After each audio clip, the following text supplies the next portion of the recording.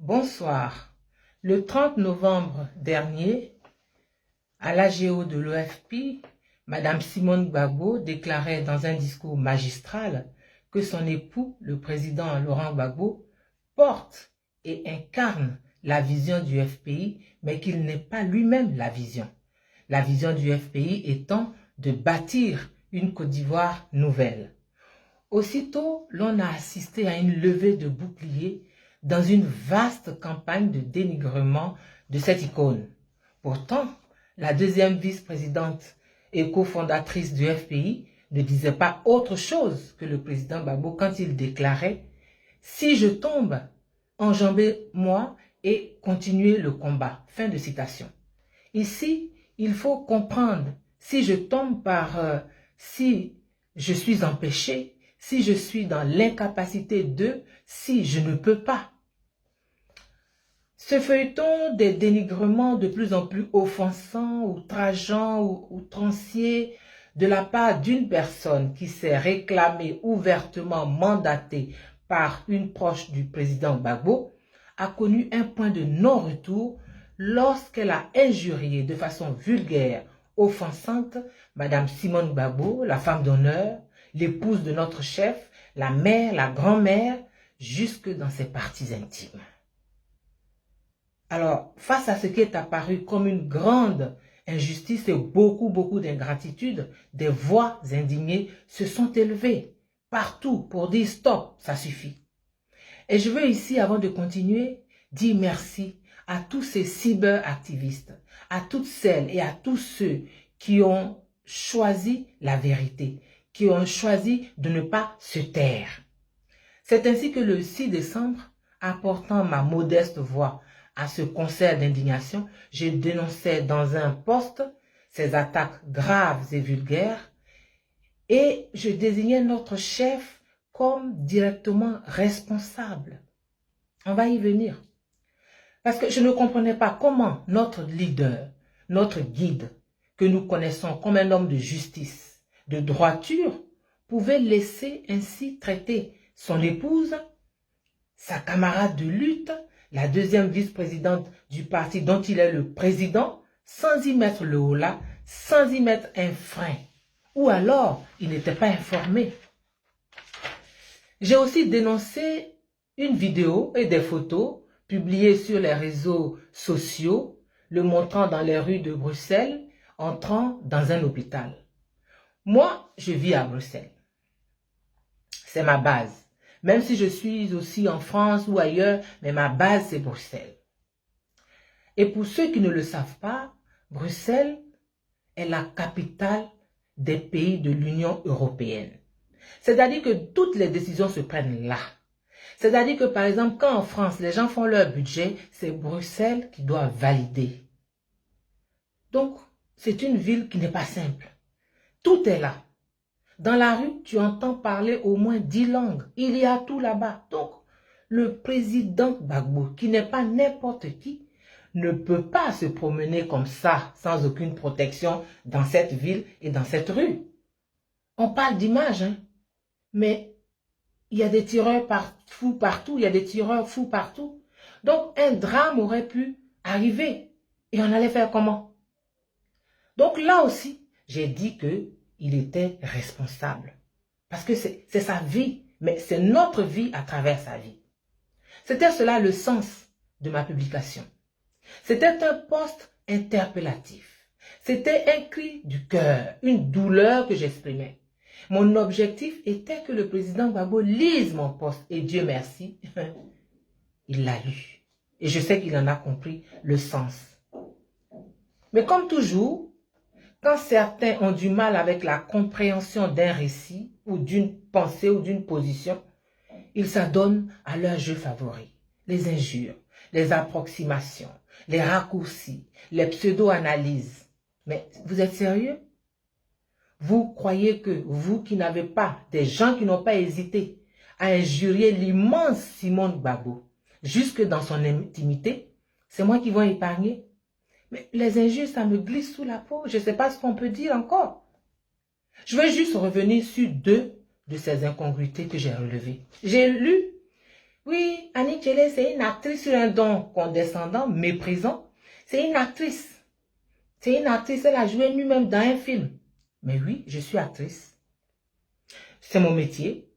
Et un acteur doit pouvoir camper des rôles. Tous les rôles. Si on veut une prostituée, il faut quelqu'un pour camper le rôle. Si on veut un drogué, il faut quelqu'un pour camper le rôle. Si on veut un président, il faut quelqu'un pour camper le rôle. Et oui, elle a joué nu. Oui, mais pour jouer nu, là, il faut avoir un corps montrable. Un corps que tu peux montrer. Dieu merci, sans prétention aucune. Dieu m'a donné un beau corps, donc je m'en sers pour mon travail aussi. Voilà, tout est à sa place, donc je m'en sers aussi. Alors ça, c'est pas un débat. Mais c'est parce que je suis actrice que j'ai joué dans ces films-là, les films que vous aimez et puis qui sont passés partout dans le monde. C'est parce que je suis actrice. C'est parce que je suis actrice que une ONG américaine de lutte contre le sida m'a fait appel pour utiliser mon image pour sa campagne de sensibilisation et qu'elle m'a payé une formation en information, éducation, communication, mass média, IEC Mass Média à l'université de Santa Cruz en Californie. Et c'est pour ça aussi, comme je suis actrice, qu'au retour, elle m'a demandé de créer, de diriger son centre de production audiovisuelle que j'ai dirigé vraiment de 1993 à 1998. C'est parce que je suis actrice que mes patrons de l'époque m'ont aidé à créer ma propre boîte de production en 1996 et que ensemble nous avons coproduit la série Sida dans la Cité 1 et 2 sur une idée que je leur ai proposée. C'est parce que je suis actrice que l'Union européenne m'a accordé un financement pour cette production-là. Et cette série a eu le prix, le meilleur prix, le prix de la meilleure œuvre vidéo au FESPACO. Elle a été diffusée sur toutes les chaînes de télévision des pays ACP, Afrique, Caraïbes, Pacifique, en français et en anglais. C'est parce que je suis actrice que l'Union européenne, encore la même, a financé mes autres projets, dont le Festival international du court-métrage d'Abidjan, que j'ai créé en 1997 à Bruxelles. Il est né à Bruxelles. C'est parce que je suis actrice, enfin, que j'ai mis mon talent au service du président Gbagbo en réalisant le film « Un homme, une vision » sur son parcours et que j'ai abandonné mes droits de réalisation pour le film et que j'ai accepté qu'il soit mis sur YouTube et que vous puissiez y avoir accès gratuitement, sans rien débourser. C'est parce que je suis actrice. Donc oui, au passage, je veux dire que le film n'a pas été produit par le président, Gbagbo, comme vous aimez faire des raccourcis, c'est une fondation africaine qui a payé ça. Donc ça, c'est clair. Donc oui, je suis fière de mon métier et il m'a tout donné. Tout ce que j'ai eu, c'est le cinéma qui me l'a donné. C'est mon travail qui me l'a donné. Je n'étais pas une nécessiteuse. Et c'est tout mon parcours là, tout mon bagage là que j'ai mis au service du président Gbagbo volontairement. Donc on parle de quoi? On va parler de quoi? La deuxième incongruité que j'ai relevée, c'est pourquoi tu ne t'occupes pas de ton foyer, tu parles du président Gbagbo et puis prends ta carte du FPI, mais n'importe quoi. D'abord, mon mari là, il n'a pas dirigé la Côte d'Ivoire. Et il ne veut pas diriger un pays. Donc sa vie n'impacte pas celle de millions de personnes. Il faut réfléchir avec la tête avant de parler. Mais à propos de FPI, prends ta carte du FPI. Ça c'est quelque chose. Sinon les vraies personnes du FPI là ne disent pas ça. Les vraies personnes du FPI savent ce qu'on a fait. Donc elles ne disent pas ça. Mais c'est les gens là. Mais quand on se battait, on ne nous a pas demandé de militer au FPI d'abord. On ne nous a pas demandé ça. Donc, mon combat, tout ce que j'ai subi, perdu, le fait de me retrouver en exil depuis 8 ans, me donne toute légitimité pour parler. Je n'ai pas besoin de militer dans un parti politique pour ça. Et je ne militerai pas dans un parti politique. Bon, maintenant que j'ai fait ces deux précisions, moi, je veux vraiment vous dire que d'emblée, je veux ici réaffirmer mon attachement au président Gbagbo et à son épouse. Ils le savent. Je le sais. Donc ce n'est même pas un débat. Mais je l'ai dit ici. Moi, je ne suis pas politique. Je ne milite dans aucun autre parti, dans aucun parti politique. Et je n'ai aucune ambition politique. Même pas pour un petit poste subalterne dans un parti. Même rien du tout. Seulement, je ne supporte pas l'injustice. C'est ça mon problème. Moi, je ne supporte pas l'injustice et j'estime de ce qu'il a subi et de ce qu'il subit encore que c'est une grosse injustice qui est faite au président Gbagbo. C'est pourquoi je me suis engagé à ses côtés, au risque de mon métier, de ma famille, de ma vie et d'en subir toutes les conséquences jusqu'à aujourd'hui et je les assume pleinement et dignement. Je ne m'en plains pas, je ne pleurniche pas, je serre les dents, je serre les fesses et j'avance. Donc, il n'y a pas de problème. Mais l'injustice que je combats là, je ne la combats pas de façon sélective.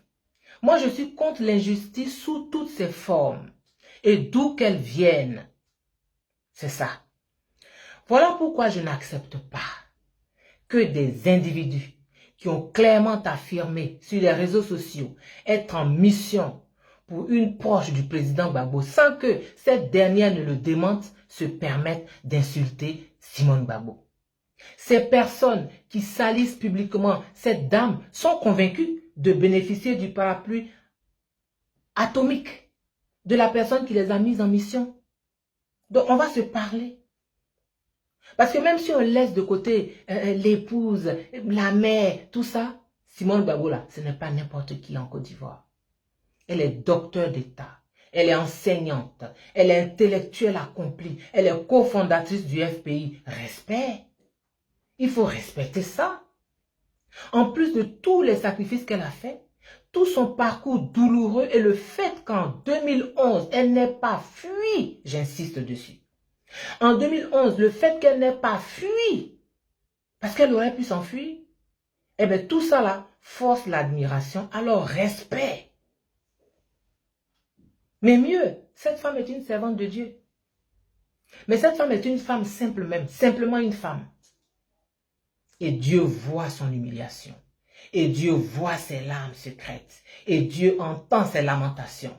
Et Dieu est juste. Quand nous parlons là, Dieu là, Dieu là, il est juste. Hein? On ne joue pas avec Dieu. Dieu est juste. Attention. Voilà l'explication que je vous avais promise. Et j'en étais là. Quand je me suis rendu à La Haye du 6 au 8 décembre pour être aux côtés de mon petit frère, le ministre Charles Blé Goudé, pour ses activités, You, comme je l'appelle affectueusement. Et c'est pendant mon absence que Nadiani Bamba, dite Nadi Bamba, a appelé mon mari pour nous dresser l'un contre l'autre, pour manigancer, comme toujours, que le président allait chez l'ophtalmo. Mais est-ce que moi j'ai dit qu'il allait au supermarché? C'est ça que j'ai dit. J'ai dit que c'est aller à l'hôpital qui me posait un problème. C'est un être humain, il peut tomber malade. Alors, Nadi Bamba, moi je n'avais pas affaire à toi. Hein. Mais c'est dans mon mariage que tu es arrivé. Bonne arrivée alors. Vraiment bonne arrivée. Mais si tu t'es senti concerné par un poste que je fais alors que je ne parlais pas de toi, et si tu avais quelque chose à me dire, il fallait m'appeler directement au lieu de biaiser, de louvoyer. Hein? Nous savons tous que le président Gbagbo n'a pas de téléphone. Il n'a jamais eu de téléphone, même quand il était au pouvoir. Donc c'est toujours quelqu'un qui appelle. Donc c'est toi qui as appelé mon mari et qui a passé au président. Et ensuite, tu as manigancé, tu as dit ce que tu avais à dire. Tu te sers de son nom pour faire pression sur les gens, alors qu'il n'est même pas au courant de tous tes zigzags. Tu es une zigzagueuse. Mais est-ce que tu penses que François Kensi et moi, là, nous sommes un couple politique? Qu'on s'est mariés sur la base de la politique? Non, hein? Alors sache, ma petite dame, si tu ne le savais pas, que François, mon mari, il n'est pas mon référent politique. Son rôle, c'est d'être mon mari. C'est pas de me faire tes commissions à la noix, là. Non, non, non. Non, non, non, non, non, non, non. Donc, moi, ce que tu as commencé, là, je vais terminer ça. Pourquoi tu as agité comme ça? Il n'y a que ta petite personne qui compte. Tu sèmes la zizanie depuis longtemps. Mais par égard pour le PR, on se tait. Et c'est toi qui viens t'immiscer dans mon foyer. J'espère vraiment que tu as porté ton ziba. Et que tu as attaché ton keiwa. Demande au BT là, ils vont t'expliquer ce que c'est ziba. Parce que moi, je ne fais pas partie de tes porte-sacs. Je ne te fais pas allégeance. Jamais. Moi, je ne suis pas dans tes zigzagueurs. Non. J'ai trop de respect pour le président Gbagbo. Je l'ai toujours vouvoyé. Quand il m'a dit, il faut me tutoyer, j'ai dit non. Je peux me tromper, puis en public, j'ai tapé sur votre épaule. Non, je le vouvoie. C'est sa femme que je tutoie. Parce que sa femme-là, elle est ma belle-sœur. Elle est mon témoin de mariage. Elle est ma sœur en Christ. Elle est comme une maman. Et je l'appelle ma star. Il n'y a que elle, son mari et moi qui savons pourquoi je l'appelle ma star. Donc moi là, je ne m'immisce pas dans leur vie privée. Ce que le président Gbagbo fait avec toi, ou ce qu'il ne fait pas avec toi, ça là, je ne parle pas de ça. Ça ne m'intéresse pas, ça ne me concerne pas en fait. Mais c'est toujours toi, Nadi Bamba. C'est toi qui exposes le président. C'est toi qui exposes ses draps de lit dehors. À cause de toi, tout le monde sait s'il dort dans des draps en coton, en soie, en satin, s'ils sont blancs ou de couleur, parce que tu en manques de légitimité. Qu'est-ce qu'il y a? On ne peut pas respirer. C'est la première fois qu'un homme tombe sa femme? C'est la première fois? Non.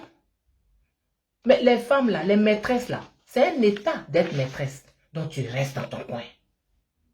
Un homme là, quand il trompe sa femme en béton, on appelle ça oui. Ça veut dire le vol. Ça veut dire l'homme là, il est allé voler. Donc c'est caché. Tout ce qui est volé là, c'est caché.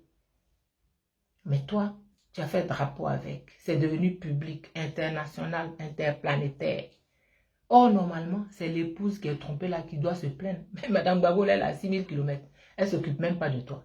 Elle ne te calcule même pas. Depuis que le monsieur est sorti de la CPI, c'est toi qui bavardes. Il avait divorcé, oh. Il est en train de divorcer, oh. Il va divorcer, oh. Il divorcera, oh. Tu conjugues à tous les temps. Tu n'as pas dit que tu as pris son mari et puis il n'y a rien. Alors pourquoi tu paniques? Ou bien tu n'es plus sûr? Tu n'es pas sûr. Oh. Tu vis dans un monde factice, irréel, virtuel, imaginaire. Et tu sais que la vraie vie, là, elle est à Abidjan. Et tu connais la force de ce couple. C'est pour ça que tu fais partie des gens qui ne veulent pas qu'il rentre en Côte d'Ivoire. C'est moi qui te dis ça. Quand tu envoies les gens insulter Madame Gbagbo, là, tu cherches quoi? Dans son intimité en plus, tu cherches quoi?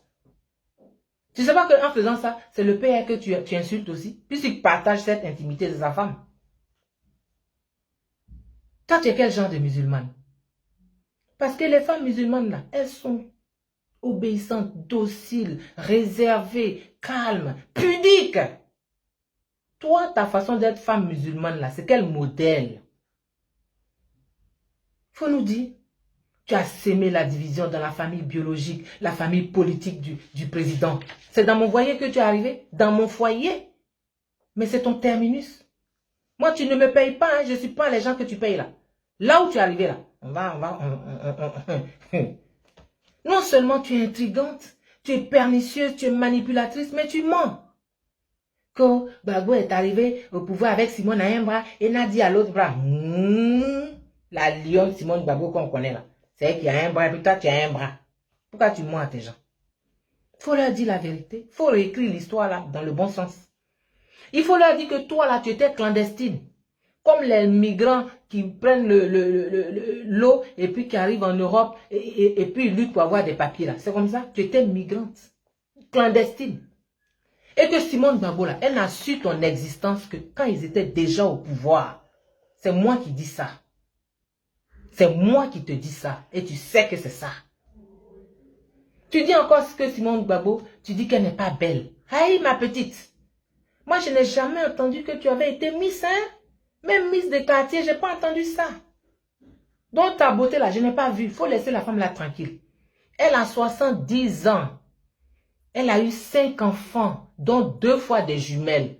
Elle a un corps sculpté. Elle a un visage sans rides. Ses dents sont blanches comme ça.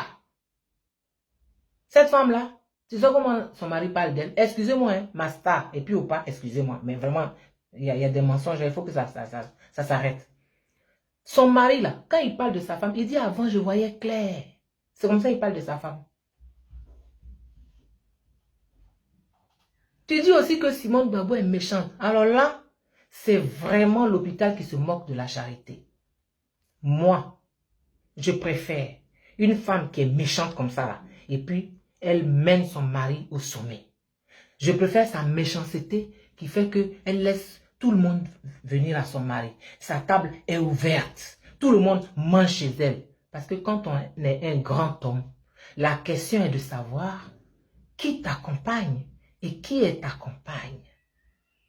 Autrement dit, derrière un grand homme, il y a une grande femme. Et Simone Gbagbo, là, c'est une grande femme. Respect, ma star. Là où Simone Gbagbo l'a emmené au sommet, là, toi la gentille, ça a été la descente aux enfers avec toi. Un grand homme là, on l'accompagne. On rassemble autour de lui. On ne divise pas. Même si on n'est pas grand soi-même, on essaye de se mettre à son niveau. Mais si tu ne peux pas là, il faut retourner dans ta cour commune, on va avancer. Que Simone est méchante. Toi, tu n'es pas méchante. Tu es la méchanceté personnifiée. Je vais te donner quelques exemples. Tu te souviens de l'histoire du photographe Follet? Mes amis, je vais vous raconter. Le photographe Follet, là, il avait fait des photos pour le président Gbagbo, à la demande de Nadi Bamba. Et puis, elle a refusé de le payer. Et puis, elle a bloqué ses négatifs. Or, pour un photographe, les négatifs, là, c'est sa propriété intellectuelle. C'est comme moi, je fais du cinéma. Je fais un film, les rushs, là, c'est ça qui est pour moi. C'est comme un chanteur, il chante. Et puis, ses droits, ses compositions là, toi tu lui enlèves ça. Elle a bloqué ça. Quand il a voulu se plaindre, elle a emmené ses gars de quoi, puis ils l'ont tabassé, mais tabassé de chez tabassé. Puis ils l'ont laissé là comme ça, en sang. Puis le gars est tombé malade. Et puis pendant longtemps, il est malade. Et puis un jour, il allait s'asseoir devant le groupe Olympe, ceux qui font Soir Info, tout ça là. Il allait s'asseoir là-bas. Et puis il parle dans la rue, il fait grève de la faim. Et Dieu ne dort pas donc. Le rédacteur en chef de Star Magazine, Soum Junior, il est vivant, hein, il m'a appelé. Il dit viens, parce qu'il y a une situation, nous on va le mettre à la une. Hein. Ça n'arrange pas le président. J'ai dit pardon, je suis venu m'expliquer. Donc je suis allé à la résidence et puis j'ai expliqué ça au président. J'ai dit ah vraiment ça là, c'est pas bon. Il dit ok. Et puis il a appelé le docteur Blé Christophe, son médecin. Il dit, il faut arranger ça. Et Blé Christophe appelle maintenant son adjoint, docteur Zézé. On envoie une ambulance, on prend le photographe, on l'emmène, on le soigne, il est guéri. Moi, je ne suis plus dans ça. Je ne suis plus à Abidjan, je suis à Bruxelles. Et puis un jour, le téléphone sonne à la maison. C'est Blé Goudé. Il dit, mais tu as fait quoi? Nadi Bamba. J'ai dit, j'ai fait quoi? Il dit, non, elle dit que voilà une affaire de photographe. Je dis, pardon, donne-moi son numéro, je vais l'appeler. Puis il me donne son numéro et j'appelle Nadi. J'ai dit, Nadi, vraiment, je n'ai rien fait contre toi. Hein. Moi, j'ai fait pour le nom du président. Je ne sais pas ce qui s'est passé, mais comme il était dans un endroit où il gâtait le nom du président, et les journaux voulaient mettre ça à la une, donc moi, j'ai fait ça. En tout cas, c'est pour sauver le président, son nom. C'est pour protéger son nom, là. Donc, pardon, c'est sa réputation. Nous, tous, là, c'est ce qu'on doit faire.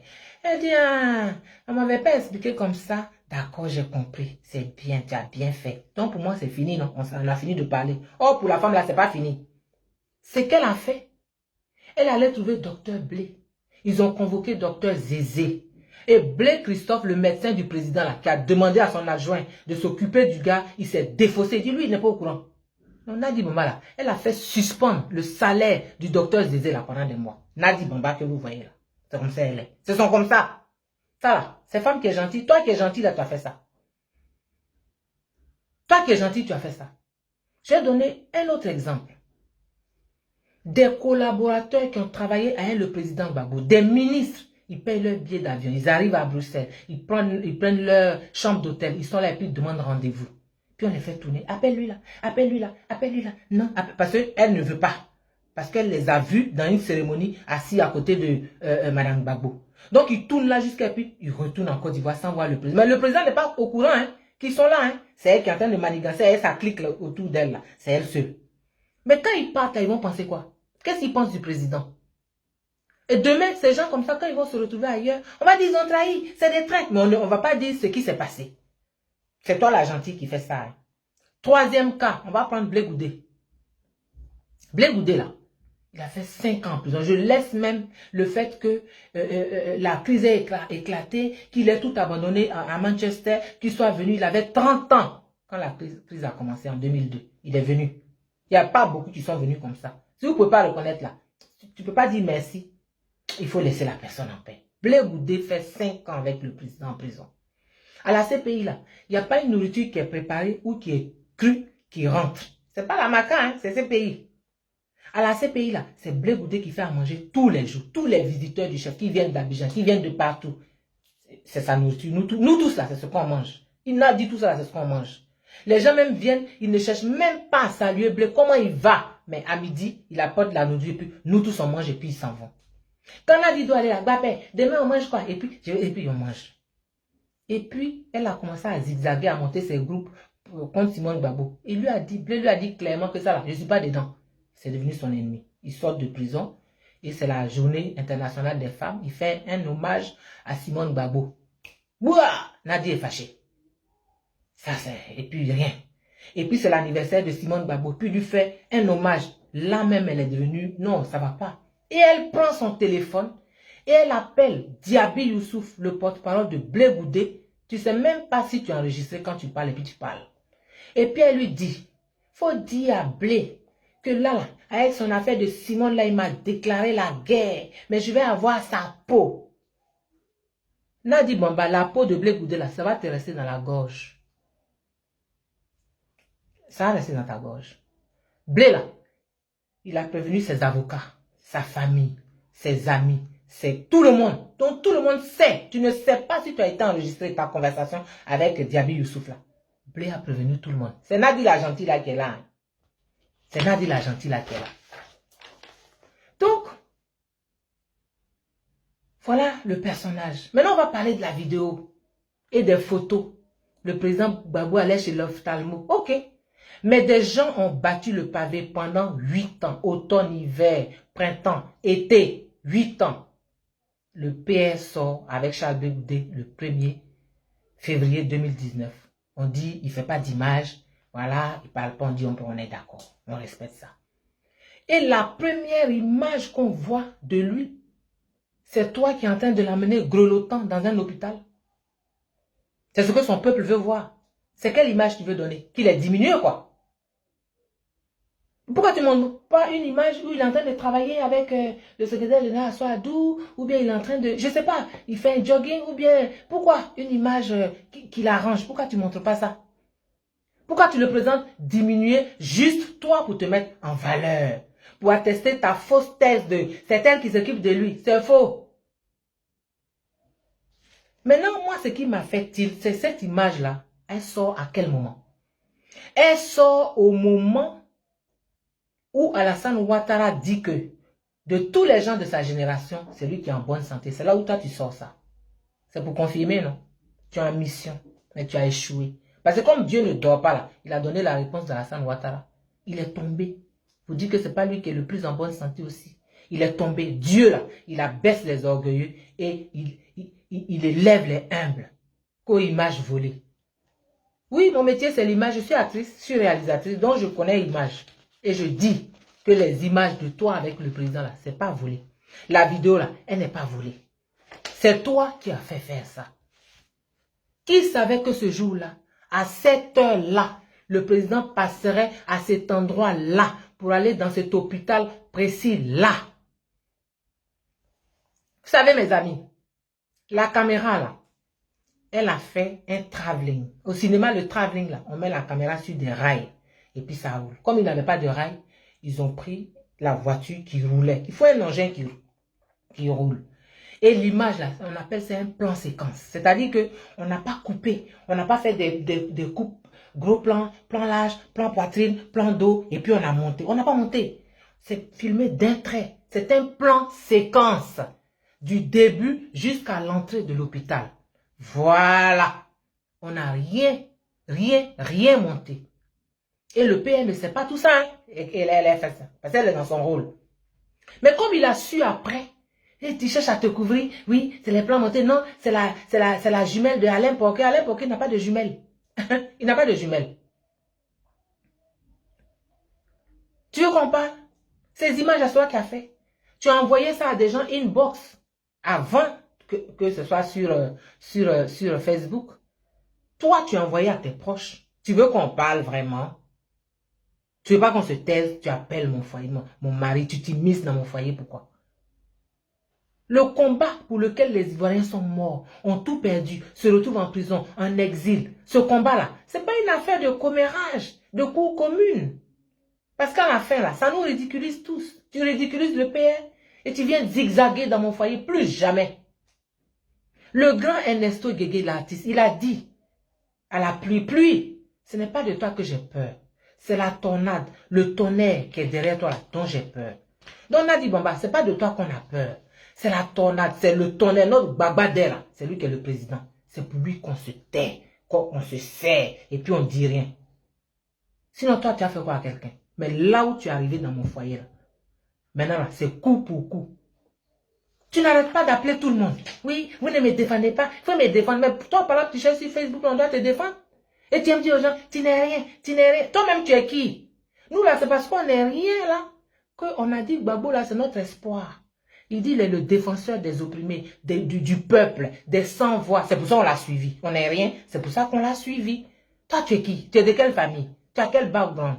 Tu n'es rien, on t'a vu arriver. Tu n'es rien, hein, ma petite. Il faut te calmer. Pour le moment, j'en ai fini. Il dépend de toi qu'on en reste là ou qu'on aille plus loin. C'est toi qui dis que tu es femme d'homme d'État, de président. Moi là, je suis actrice. Comme tu te moques de moi là. Je ne suis qu'une simple actrice, fausse actrice. Donc, je n'ai rien à perdre. Mais à 10 mois de l'élection présidentielle là, il faut que le débat là, il se focalise sur toi. Pendant qu'Alassane Ouattara, lui, il se prépare, tu es en mission. Chers amis, notre président là, le président Gbagbo là, c'est un homme bon, un homme d'ouverture. Un homme qui n'interdit pas. Tellement sa conception de la liberté est poussée au maximum. C'est un homme qui fait confiance aux autres et qui croit que comme il est bon, les autres aussi sont bons. Il est comme ça. Aujourd'hui, il est bouclé, il est isolé, il est enfermé. Il ne voit que les gens que Nadi permet. Là, parce qu'elle a des problèmes à régler personnellement. Mais il ne sait pas. Il croit que les gens ne veulent pas le voir. Il ne sait pas que c'est elle qui est dans sa nébuleuse là. Étudiez l'histoire, Matahari, méditez la Bible, Samson et Dalila, vous allez comprendre son rôle néfaste, malsain, destructeur qu'elle tient auprès du président Gbagbo. Alors s'il vous plaît, même s'il ne parle pas, il faut entendre son silence. Son silence là, il est parlant. Il est plus parlant que des discours. Il faut s'accrocher, il ne faut pas le laisser, hein, parce que ce qu'elle veut là, c'est que tout le monde le fuit. Il faut s'accrocher au président Gbagbo. Il faut être focus sur lui. Nadi Mamba, ce n'est plus de la CPI seulement que nous allons le libérer. C'est de tes griffes que nous allons le libérer. Donc, il faut regarder sur la route. Il faut guetter le chemin. On est en chemin, on arrive. Chers amis, vraiment prions pour le président Gbagbo. Prions vraiment pour le président Gbagbo. Prions parce qu'il est en otage. Prions parce qu'il est en otage. Prions que Dieu agisse. Que Dieu fasse de ses ennemis ses marchepieds. Que Dieu le libère. Que Dieu retienne Satan loin de lui. Seigneur, agis puissamment. Que cette année qui se termine là nous garde en vie. Et que l'année qui commence soit une année d'abondance en tout genre. Soyez mobilisés autour du président Gbagbo. Soyez vraiment... que rien ne vienne vous distraire. Nadi Bambala, elle est dans un rôle. Il faut la combattre. Il faut la combattre. Il faut se fixer sur le président Gbagbo. C'est lui qui est notre chef. C'est lui qui est notre guide. Vous ne savez pas ce qu'il pense. Vous ne savez pas comment il se sent. Dans quelle solitude il est. Vraiment, je vais m'arrêter là. Je vous dis merci. Excusez-moi si j'ai été un peu longue, mais vraiment... Venir s'immiscer dans mon foyer là, ça vraiment ça m'a... J'ai mis 10 jours pour savoir si j'allais faire cette vidéo. 10 jours. Depuis le 7 décembre qu'elle a fait ça. On est le 17. 10 jours. Et puis j'ai dit, il faut que je parle. Parce qu'il faut qu'elle entende. Et j'espère que Nadi, tu vas faire regarder cette vidéo là au président. Tu vas pas couper une partie pour lui montrer, voilà comment on parle de moi. C'est comme ça elle est. Une parabreuse, une provocatrice. Il faut rester calme. Tu dis, tu as mari, occupe-toi de ton mari. Et puis, il faut laisser les gens tranquilles. Et puis, il faut laisser Simone Gbagbo tranquille. Et puis, il faut laisser Blé Goudé tranquille. Parce que tu les touches. Toi et tes avatars. Moi, je ne parle pas au coursier. Donc, je m'adresse très directement à toi. Merci, mes amis. Que Dieu vous bénisse. Bonne fête de fin d'année. À bientôt.